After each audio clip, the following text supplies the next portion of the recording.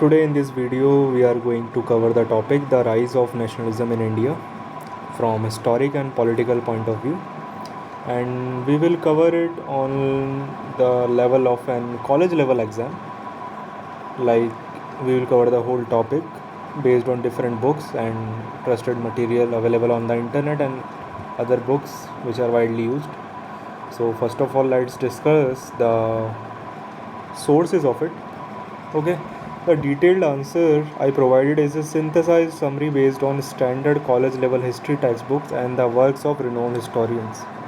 Key sources influencing the content include books and authors: Bipin Chandra, India's Struggle for Independence and the Rise and Growth of Economic Nationalism in India; Sumit Sarkar, Modern India; Anil Seal, The Emergence of Indian Nationalism; Shekhar Bandyopadhyay, From Plassey to Partition and Beyond, that is Plassey, the Battle of Plassey. Primary sources like Dadabhai Naoroji Poverty and Un-British Rule in India, specific concepts from The Drain of Wealth Theory, Naoroji R.C. Dutt, The Safety Valve Theory Controversy, Historical Debates, Cambridge School versus Nationalist Marxist Interpretations, Analysis of Social Reform Movement and their impact. The information represents standard, widely accepted academic knowledge about the Indian national movement that you would find in any university level textbook on the subject. Okay. An exhaustive encyclopedic level analysis pushing the boundaries of depth and detail for a college level understanding. It will treat the topic with the thoroughness of the academic monograph, incorporating nuances, arguments, specific example and historical perspectives. The rise of Indian nationalism, an exhaustive analysis of its genesis and consolidation.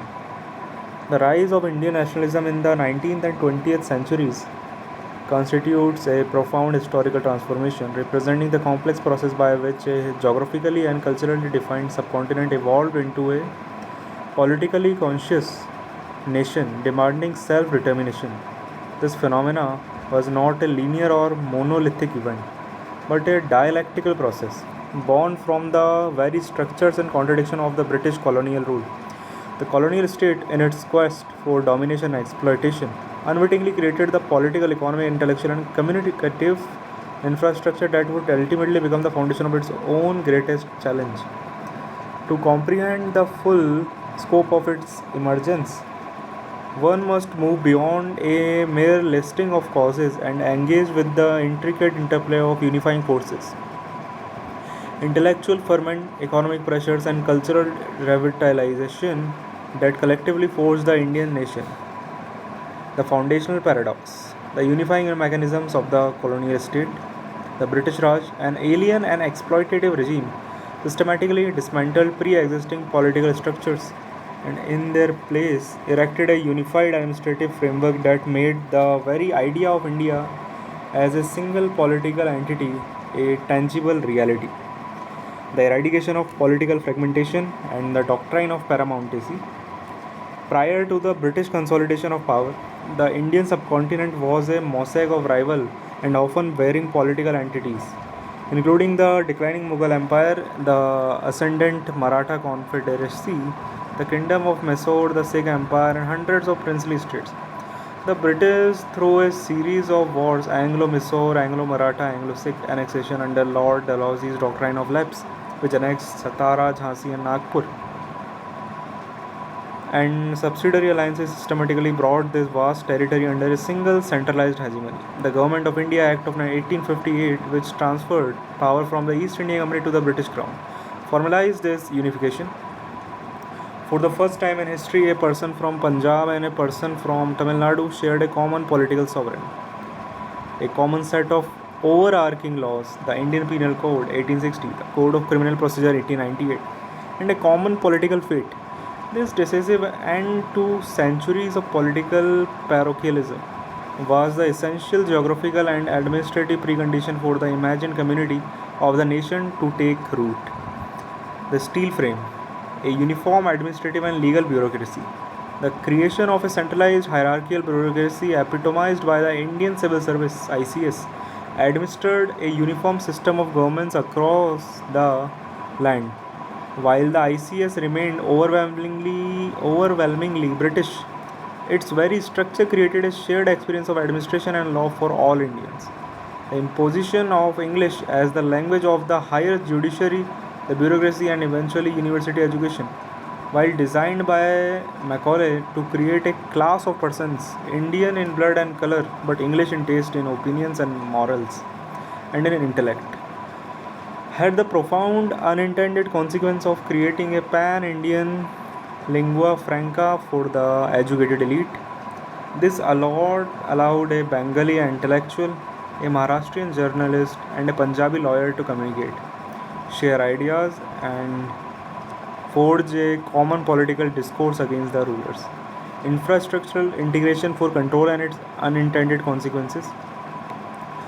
The British constructed the second largest railway network in the world, along with an extensive network of metalled roads, telegraph lines, and a modern postal service. This infrastructure was conceived primarily for military control, allowing for rapid movement of troops as evidence after 1857 revolt, and for the efficient extraction and transport of raw material from the interior to port cities. However, this network had a revolutionary side effect. It physically integrated the subcontinent, dramatically reduced travel time, facilitated the movement of goods, and most critically enabled the rapid circulation of people and ideas. Newspapers, political tracts, pamphlets, and nationalist leaders could now travel across the land with unprecedented speed, fostering a sense of shared space and common interest that transcended regional and linguistic boundaries.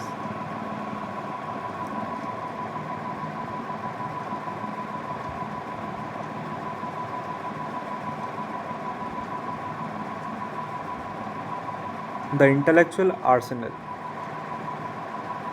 The dialectic of Western education and indigenous rediscovery.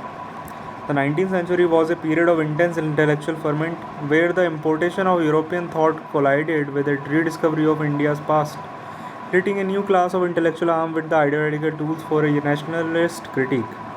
The assimilation of liberal, utilitarian, and nationalist thought, the establishment of universities in Calcutta, Bombay, and Madras in 1857 institutionalized Western education. The English educated intelligentsia that emerged from these institutions, comprising lawyers, journalists, teachers, and lower level civil servants, was deeply schooled in the works of European thinkers. From John Stuart Mill, they absorbed the principles of liberty, representative government, and the subjection of power to public scrutiny. From Jeremy Bentham and the utilitarians, the idea of rational, efficient, and accountable administration. From Jean-Jacques Rousseau, the concept of popular sovereignty and the general will. And from Giuseppe Mazzini and other European nationalists, the romantic ideal of the nation as a sacred and sovereign entity. This intellectual arsenal provided them with a universalistic and morally powerful framework to critique the colonial rule that had taught them these very principles. They could and they did effectively argue that the British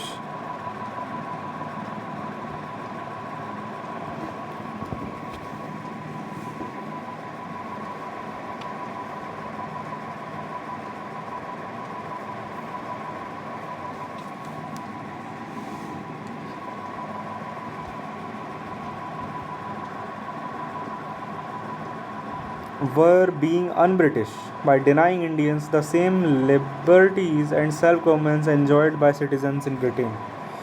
The Orientalist Renaissance and the recovery of historical self-confidence, concurrently the work of European Orientalists like Sir William Jones, founder of Asiatic Society, Max Muller and James Prinsep, who deciphered the Brahmi script, and later by Indian scholars like R.G. Bhandarkar and R.C. Dutt, led to a vast rediscovery and revelation of India's ancient past.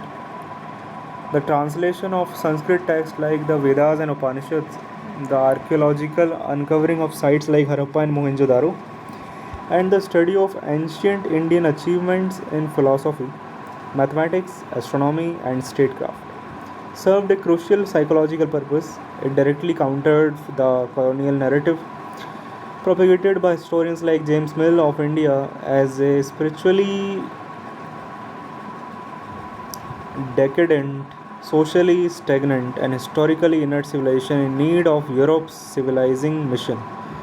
This scholarly recovery instilled a profound sense of pride and self confidence, allowing nationalists to assert that India had a glorious and sophisticated history upon which to build its future, and was not merely a blank slate for Western imposition. Third, the socio religious reformation, reconciling tradition with modernity. In 19th century, the 19th century reform movements, while primarily focused on the religious and social sphere, were indispensable in creating the mental, moral, and organizational groundwork for political nationalism by forging a modern progressive Indian identity. Confronting social evils through rationalist critique and advocacy, reformers like Raja Ram Mohan Roy, Brahmo Samaj, used rational arguments from both Hindu and Christian scriptures to campaign successfully against the practice of sati, leading to its abolition in 1829. Swami Dayanand Saraswati, Arya Samaj, attacked idolatry, child marriage, and caste rigidity while advocating for a return to the pure Vedic religion. Swami Vivekananda, following his iconic speech at the Parliament of Religions in Chicago in 1893, preached a message of spiritual strength, social service, and the unity of all religions. While simultaneously celebrating India's spiritual supremacy, these efforts fostered a new spirit of rational inquiry, critique of established orthodoxy, and social progress, demonstrating that Indian society was capable of self generated internal reform and was not dependent on British initiative for its advancement. The spirit of challenging religious and social authority easily translated into a willingness to challenge political authority, forging a progressive and confident cultural identity. These movements were not merely reactive, they were proactive attempts to reconcile India's spiritual heritage with the demands of modernity and scientific rationality. They advocated for a reformed, purified, and confident Hindu identity that could stand toe to toe with Western culture on equal terms.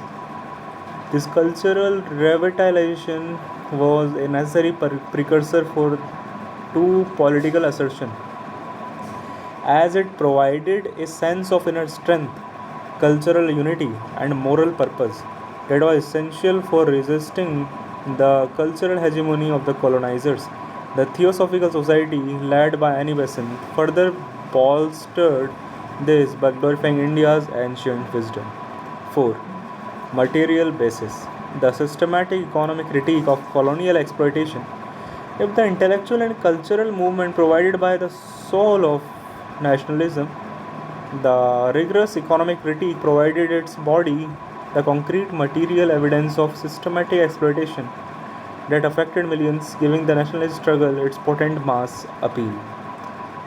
The theory of drain of wealth, a nationalistic economic doctrine, was the most powerful and systematic critique developed by early nationalists, most notably by Dadabhai Naoroji in his seminal work Poverty and Un-British Rule in India, 1901, where he famously quantified the drain, and by R.C. Dutt in his Economic History of India, 1902 from 1904.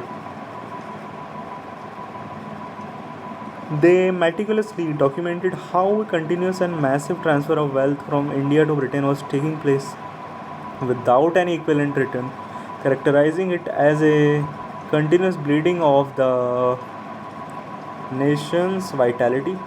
This drain occurred through several sophisticated mechanisms: home charges, the annual payment made by the Government of India to the British Exchequer in London. This covered the cost of India Office, the salaries and lavish pension of British officials serving in India, which are paid in sterling, a huge drain. and the interest on Indian public debt held in Britain, much of which was incurred for British imperial purposes rather than Indian development. Remittances and interest. The substantial portion of the salaries of British civil and military officials and the enormous profits, dividends, and interest earned by British capitalists from their investment in railways, plantations, indigo and tea, and industries in India, which were almost entirely remitted back to England. The structure of free trade and deindustrialization. Britain enforced a policy of one way free trade, whereby Indian markets were flooded with cheap machine made manufactured goods, particularly textiles, from Lancashire, while Indian products faced protective tariffs in Britain.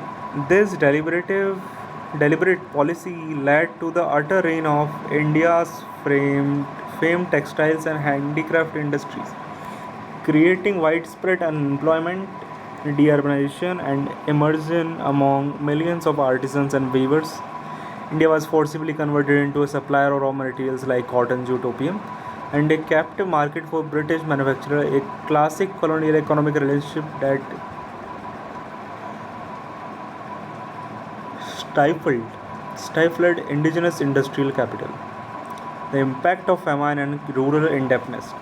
The series of catastrophic famines in the latter half of the 19th century, Orissa 1866, Bihar 1873 to 1874, Deccan 1876 to 78, which killed tens of millions, were seen by nationalists not as natural disaster but a direct result of colonial economic policies, the extraction of revenue even during drought, the export of grain for profit, and the destruction of traditional coping mechanisms. This, coupled with the oppressive land revenue systems, zamindari, rotwari, and the resulting spiral of rural indebtedness, provided a tangible visceral grievance that could mobilize peasant sentiment and link their suffering to the broader critique of colonial rule. Fifth, the instruments of dissemination. The print revolution and the creation of a public sphere, the emergence of a modern print culture and a proliferating press was critical in creating a public sphere, a space for rational critical debate where a national consciousness could be articulated, disseminated, and shared among a growing literate populace. The proliferation and politicization of the vernacular and English press from the second half of the 19th century, a vibrant, often fiercely independent and critical newspaper culture emerged. Newspapers like The Hindu, founded in 1878, and The Tribune, founded in 1881 in English, and Kesari, Marathi, edited by Bal Gangadhar Tilak, Bangabasi, Bengali, or you can say, and Amrita Bazar Patrika, which began in Bengali but turned to English to evade the Vernacular Press Act, played a pivotal role. They reported on government policies, exposed administrative excesses and corruption. That is, the Albert Bill controversy, the Punjab wrongs, articulated the economic grievances of the drain theory, and debated proposed political reform. They created a readership that saw itself as part of a shared national conversation. Transcending regional and linguistic boundaries, the British government's acute fear of this medium was evident in repressive laws like Vernacular Press Act of 1878, aimed specifically at curbing the seditious writing in Indian languages. Patriotic literature, symbolism, and the emotional fuel of nationalism. Literature and art played an equally vital role in emotionally charging the nationalist idea and providing its potent symbols. Bankim Chand Chattopadhyay novel Anand Mat 1882 and its song Vande Mataram became a potent nationalist anthem, personifying the nation as a mother goddess to be worshipped and liberated. The poetry and writings of Rabindranath Tagore, who would later write India's national anthem, evoke a deep lyrical love for the motherland's landscape and people. In the south, the works of Subramanya Bharati in Tamil ignited a passionate nationalist and feminist fervor. This cultural production provided the emotional fuel, the symbols, and the shared vocabulary for the political struggle, making the abstract concept of the nation a beloved and sacred object. Sixth, the catalyst of racial arrogance. The Elbert Bill controversy and the limits of liberalism. The pervasive racial discrimination and social segregation practiced by the British in India was a constant, humiliating reality for the educated Indian elite. The Elbert Bill controversy of 1883 brought this simmering resentment to a public boiling point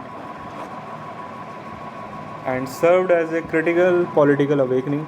The controversy and its aftermath. The bill proposed by the Liberal Viceroy Lord Ripon sought to amend the Code of Criminal Procedure to allow Indian judges and magistrates to try European British subjects in criminal cases in the Mofussil, that is, rural areas. The white community in India, planters, businessmen, civil servants, erupted in a furious, hysterical, and openly racist protest, forming defense association, unleashing a vitriolic campaign in the press, arguing that it was an effort to white prestige for a native to sit in judgment over a European. Under immense pressure, the British government capitulated and watered down the bill, introducing a provision for a jury of which at least half would be the Europeans. A political lesson for the educated elite. The Albert Bill affair was a profound and disillusioning political lesson for educated Indians. It demonstrated with stark clarity that the high minded promises of British liberalism, equality before the law, and civilizing mission were a hollow sham in the colonial context. It revealed that their advancement within the system, based on merit and education, had strict racial limits. The disillusionment pushed many who had hitherto been loyal supporters of the Raj towards the conclusion that a more assertive and independent political organization was necessary to defend their dignity and rights, giving a significant impetus to the formal founding of the Indian National Congress just 2 years later. The external impetus, inspiration from global revolutions and nationalist movements. The Indian nationalist imagination was not insular, it was fired and inspired by events unfolding across the world, which provided models, ideologies, and psychological reinforcement. reinforcement. The American and French revolutions. These late 18th century events provided the foundational ideologies of republicanism, liberty, and the rights of man, which were studied and admired by early intelligentsia. The unifications of Italy and Germany, the successes of nationalist movement in Europe, led by figures like Garibaldi and Bismarck, demonstrated the power of popular will and strategic statecraft in forging modern nations from fragmented territories, a process that resonated deeply with the Indian situation. The victory of Japan over Russia in 1905. This event had an electrifying effect across Asia. For Indian nationalists, it was of monumental psychological importance. It shattered the myth of European invincibility and demonstrated that with modernization, technological adoption, and national unity, an Eastern nation could defeat a major European power. It proved that the white man was not inherently superior, providing a tremendous boost to the confidence and morale of anti colonial movements across the continent. Balangadar Tilak and other extremists explicitly referred Japan's example as a model for India. The organizational nucleus, the Indian National Congress, and the historiographical debate. While all the aforementioned factors created the potential and sentiment for nationalism, it required an organizational vessel to give it a coherent, sustained, and all India political voice.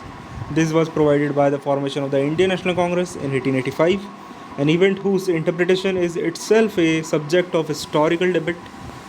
The safety valve theory versus the nationalist upsurge thesis. The conventional safety valve theory, largely derived from the writings of the Congress founder A.O. Hume, posits that he was motivated by the need to provide a safety valve for the great and growing forces generated by our own action, that is, a peaceful constitutional outlet for the rising discontent among educated Indians to forestall a potential violent revolution. However, Indian nationalist historiography challenges this as a colonialist interpretation that denies Indian agency. Historians like Vipin Chandra argue that the Congress was the logical and inevitable culmination of the preceding decades of political activity and intellectual awakening. They point to the existence of numerous regional political associations like the Pune Sarvajanik Sabha, the Poon Sarvajanik Sabha, the Indian Association, and the Madras Mahajan Sabha that were already articulating nationalist demands. The Congress, in this view, provided an institutional platform where leaders from different parts of India could meet annually, deliberate on common issues, formulate a common agenda, and present a united front. The moderates, as political pioneers, in its early phase, 1885 to 1905, under leaders like Dadabhai Naoroji, Gopal Krishna Gokhale, Feroz Shah Mehta, and Surendranath Banerjee, the Congress was dominated by moderates. Their methods of prayer, petition, and protest, passing detailed resolution, sending memorials to the British government, and holding public meetings may seem timid in retrospect, but they played a crucial role. They schooled a generation of Indians in the art of political agitation, conducted a massive public education campaign on colonial economics and politics, and laid the foundational organizational network for the more mass-based struggles of the 20th century. Their demand for greater Indianization of the services and for representative institutions, through framed in loyalist terms, established the principle of Indian self-interest and self-rule as the legitimate goal of political activity. Conclusion: the confluence of streams into a national river. In the final summation, the rise of Indian nationalism was a dialectical process of extraordinary complexity, born from the very contradiction of the colonial encounter. The British Raj provided the unified administrative framework, the intellectual tools of Western rationalism and liberalism, and the communication networks.